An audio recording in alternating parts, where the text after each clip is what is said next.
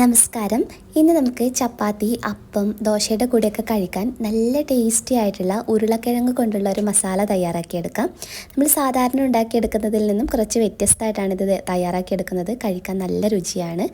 വളരെ എളുപ്പത്തിൽ നമുക്ക് തയ്യാറാക്കിയെടുക്കുകയും ചെയ്യാം. അപ്പോൾ വളരെ പെട്ടെന്ന് തന്നെ ഇതെങ്ങനെയാണ് വീട്ടിലുണ്ടാക്കിയെടുക്കുന്നത് എന്നുള്ളത് നോക്കാം. ഉരുളക്കിഴങ്ങ് റോസ്റ്റ് തയ്യാറാക്കിയെടുക്കുന്നതിനായിട്ട് ഞാനിവിടെ 2 മീഡിയം സൈസ് ആയിട്ടുള്ള ഉരുളക്കിഴങ്ങാണ് ഉപയോഗിച്ചിട്ടുള്ളത്.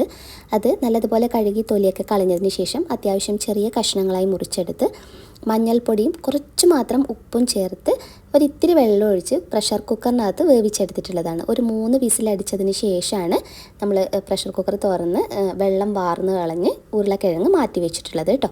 ഇനി ഇതെങ്ങനെയാണ് ഉണ്ടാക്കിയെടുക്കുന്നത് എന്നുള്ളത് നോക്കാം. Flame on ചെയ്തിട്ടാണുള്ളത്. പാൻ നല്ലതുപോലെ ആദ്യം ഒന്ന് ചൂടാക്കിയെടുക്കണം. ഇനി ചൂടായ പാനിലോട്ടേക്ക് എണ്ണ ഒഴിച്ചു കൊടുക്കാം. ഇന്ന് ഞാൻ വെളിച്ചെണ്ണയിലാണ് ഈ റെസിപ്പി കാണിക്കുന്നത്. വെളിച്ചെണ്ണ താല്പര്യമില്ലാത്തവർക്ക് സൺഫ്ലവർ ഓയിലോ കോൺ ഓയിലോ നിങ്ങൾ ഉപയോഗിക്കുന്ന എണ്ണ ഉപയോഗിക്കാവുന്നതാണ്. 2 ടേബിൾ സ്പൂൺ എണ്ണയാണ് ഒഴിച്ചു കൊടുത്തിട്ടുള്ളത്. നല്ല ചൂടുള്ള എണ്ണയിലോട്ട് 1 ടീസ്പൂണോളം കടുക് ഇട്ട് കൊടുക്കാം.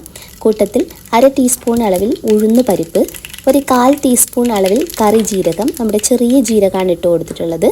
ഇനി കടുകൊന്ന് പൊട്ടി വന്നതിന് ശേഷം ഇതിലോട്ടേക്ക് നമുക്ക് വറ്റൽമുളകാണ് ഇട്ട് കൊടുക്കേണ്ടത്. ഇവിടെ ഞാൻ 2 വറ്റൽമുളകാണ് ഉപയോഗിച്ചിട്ടുള്ളത്. അടുത്തതായി ഇതിലോട്ടേക്ക് സവാള ചേർക്കാം. ഒരു മീഡിയം സൈസുള്ള സവാള, അത്യാവശ്യം ഒരു മീഡിയം സൈസ്, ഒരു ചെറിയ സൈസിലാണ് നമ്മൾ മുറിച്ചെടുത്തിട്ടുള്ളത്. അധികം ഫൈനായിട്ട് മുറിച്ചെടുത്തിട്ടില്ല കേട്ടോ. അപ്പോൾ സവാള ഇട്ട് കൊടുക്കാം.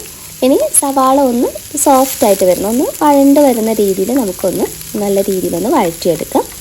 ഇനി സവാള വഴറ്റിയെടുത്തതിന് ശേഷം നമുക്കിതിലോട്ടേക്ക് കുറച്ച് കായത്തിൻ്റെ പൊടി ചേർത്ത് കൊടുക്കാനുണ്ട് കേട്ടോ. അപ്പോൾ നമ്മൾ ഇതിലോട്ടേക്ക് ഒരു 2 പച്ചമുളക് കീറിയിട്ടത്, അതുപോലെ വെളുത്തുള്ളി ചതച്ചത് ഏകദേശം ഒരു 1.5 ടീസ്പൂണോളം ഇട്ട് കൊടുത്തിട്ടുണ്ട്. അതിൻ്റെ കൂട്ടത്തിൽ നമ്മൾ കുറച്ച് കായത്തിൻ്റെ പൊടി കൂടി ഉപയോഗിക്കുന്നുണ്ട്. ഇനി നമുക്കിത് നന്നായിട്ടൊന്ന് മിക്സ് ചെയ്ത് കൊടുക്കാം. പച്ചമുളകിൻ്റെയും അതുപോലെ വെളുത്തുള്ളിയുടെയൊക്കെ ആ ഒരു ടേസ്റ്റ് ഇതിന് കറക്റ്റായിട്ട് വരുന്ന രീതിയിൽ ഒരു 1-2 മിനിറ്റ് നമുക്ക് ചെറു തീയിലിട്ടിട്ടൊന്ന് വഴറ്റിയെടുക്കാം. ഇനി നമുക്കിതിലോട്ടേക്ക് അടുത്തതായിട്ട് ആവശ്യമായിട്ടുള്ളത് നല്ല പഴുത്ത തക്കാളി വേണം ഉപയോഗിക്കാൻ വേണ്ടിയിട്ട്. ഒരു സവാള എടുത്തപ്പോൾ നല്ല അത്യാവശ്യം അതേ വലിപ്പത്തിൽ തന്നെയുള്ള നല്ല പഴുത്ത ഒരു തക്കാളിയാണ് ഈ റെസിപ്പിക്ക് വേണ്ടി നമ്മൾ ഉപയോഗിച്ചിട്ടുള്ളത്. കൂട്ടത്തിൽ ഒരു തണ്ട് കറിവേപ്പിലയും ഇതിന് ആവശ്യത്തിനുള്ള ഉപ്പും ചേർത്ത്. നമ്മൾ ഉപ്പ് ചേർക്കുമ്പോൾ ശ്രദ്ധിക്കാനുള്ളത്, ഉരുളക്കിഴങ്ങ് വേവിക്കുമ്പോൾ നമ്മൾ ഓൾറെഡി ഉപ്പ് ചേർത്തിട്ടുണ്ട്. അപ്പോൾ ഇവിടെ ഉപ്പിട്ട് കൊടുക്കുമ്പോൾ അതിനനുസരിച്ച് നോക്കിയിട്ട് വേണം ചേർത്ത് കൊടുക്കാൻ വേണ്ടിയിട്ട്. ഇനി നല്ലതുപോലെ മിക്സ് ചെയ്തെടുത്തതിന് ശേഷം അടച്ചു വെച്ച് തക്കാളി നല്ല രീതിയിലൊന്ന് കുക്ക് ചെയ്തെടുക്കണം. തക്കാളി നല്ല വെന്തുടയുന്ന പാകത്തിൽ വേണം നമ്മൾ റെഡിയാക്കിയെടുക്കാൻ. ഒരു തവി കൊണ്ട് തക്കാളി നല്ലതുപോലെ ഒന്ന് ഉടച്ചു കൊടുക്കാം. ഇനി ഇതിലോട്ട് 1 ടീസ്പൂൺ മുളക് പൊടി, അതുപോലെ തന്നെ 1/4 ടീസ്പൂൺ അളവിൽ മഞ്ഞൾപ്പൊടി, 1.5 ടീസ്പൂൺ അളവിൽ മല്ലിപ്പൊടി. അപ്പോൾ അത്യാവശ്യം സ്പൈസി ആയിട്ടാണ് ഈ ഒരു കറി ഒരു മസാല നമ്മൾ ചെയ്തെടുക്കുന്നത്. അതുകൊണ്ട് തന്നെ 1 ടീസ്പൂണോളം മുളക് പൊടി, പിരിയൻ മുളകൊന്നല്ല സാധാരണ മുളക് പൊടിയും, അതുപോലെ 2 പച്ചമുളക് നമ്മൾ ഈ റെസിപ്പിയിൽ ഉപയോഗിച്ചിട്ടുണ്ട്. എരിവ് നിങ്ങളുടെ ഇഷ്ടത്തിനനുസരിച്ച് അഡ്ജസ്റ്റ് ചെയ്യാം.